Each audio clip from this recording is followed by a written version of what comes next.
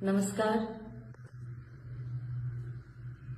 હવે આ જે ભાજપ સરકાર છે એમનું માનસિક સંતુલન ખોવાઈ ગયું છે, કેમ કે એમના જે મોટા મોટા કૌભાંડો છે ને, અને ચેતરભાઈએ જે કાઢેલા, તો હવે ચેતરભાઈને જેલમાં મૂકી રાખવા માટે એ લોકો કેવા કેવા ષડયંત્ર રચે છે. આ સરકાર જે ગાંધીનગરમાં બેઠી છે એ ભૂલી ગઈ છે કે એમને જનતાએ કેમ ચૂંટીને મોકલ્યું છે.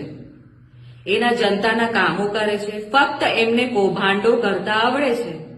મનરેગાના કૌભાંડો હોય, શિષ્યવૃત્તિના કૌભાંડો હોય, બસ કરોડોમાં કૌભાંડો કરીને કેવી રીતે પોતાના ખાતા ભરે અને વિદેશોમાં મિલકતો વસાવે, આ બીજેપીની સરકાર અને એમના કાર્યકર્તાઓ મંત્રીઓને એટલું જ આવડે છે. ચેતરભાઈની જામીન ના થાય એવી રીતે કઈ ના કઈ ષડયંત્ર